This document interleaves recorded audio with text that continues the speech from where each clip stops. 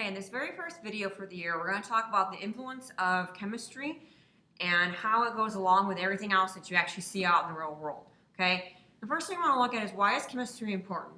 Chemistry is very important because it explains everyday occurrences. So you have things like, why do apples and other fruits turn brown when you leave them out in the air? Why does water freeze when it expands? Why your eggs have different texture when you scramble them versus if you leave them fried? Why, if I add yeast to bread, does the dough rise? That kind of things. All these basic, everyday things, and a lot of them can be cooking, because there's a lot of chemistry in cooking. Okay, why these all occur? That's all chemistry. Okay, you also might come across it in your job. Whether or not you want to have anything to do with chemistry, you may come across at least some kind of chemical that you have to at least be aware of. If you are a firefighter, they deal a lot with chemicals for different types of fires. You may be a journalist or reporter that wants to learn or has to learn about a certain chemical when they're doing a story. You could be dealing with anything with like a turf manager, somebody who looks at and deals with landscapes and grass and plants and all kinds of soils. That's a whole lot of chemistry in there, okay? You also might be a photographer, an art person, and look at how these different oil paints and why the different colors have these certain names, how I actually take a photograph and develop the photograph to get these different cool effects. Those are all chemistry-related things that are a part of somebody's job that you may not have even known, okay? So that's kind of why we're important, all right? There are kind of two things you look at with chemistry here. You have a macroscopic version versus a microscopic version. And a lot of times one leads into the other. If you take, for example, the gentleman who invented Velcro, okay? I believe his name was George de Mestral. Okay, I might have pronounced that wrong. But he saw a macroscopic thing. He was walking one day, I think through a field or through a forest or something, and saw all these burrs that were stuck to his pants. So he looked at these burrs underneath a microscope and saw their, what we call a hook and loop, okay, that they have. They have a little hook that digs into your clothing.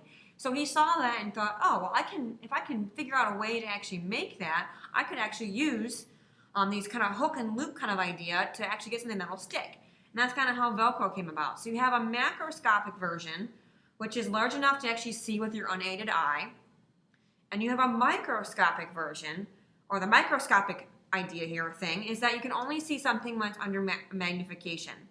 So that's a really good example of how you start with a macro and actually look under a microscope and figure out how something kind of actually works or how it actually looks. All right. Now I want to look at chemistry and a few different types of things that you see out in the real world. And the first one is chemistry and energy research. Okay, population is growing, and there's a lot more industrialization in a lot of countries. So you have more energy that's needed, and we have to either conserve the energy we have or find ways to produce energy from something else or transfer energy from one way to another else, to somewhere else. So you have things like insulation is an easy conservation of energy. You're doing like styrofoam. Okay, and a styrofoam cup will insulate your coffee. Okay, you also have insulation for homes, different types of insulation.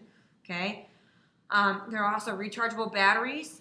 The idea of a rechargeable battery started out in NASA and ended up now into all of your cordless drills and things like that. Okay, you have things like biodiesel, solar power, wind power, anything like that, any kind of renewable energy source as well, deals with this energy research. So a lot of people that actually get into all of this kind of idea of conserving energy. Okay, you have chemistry and biotechnology. This is a big one with medicines. Okay, people want to understand the human body and the chemical changes that your cells go through. They deal with things like drug effectiveness. Okay, repairing or replacing different body parts. So people that have lost an arm or a leg or fingers or things like that, they can actually repair them, okay, or replace them with a prosthetic.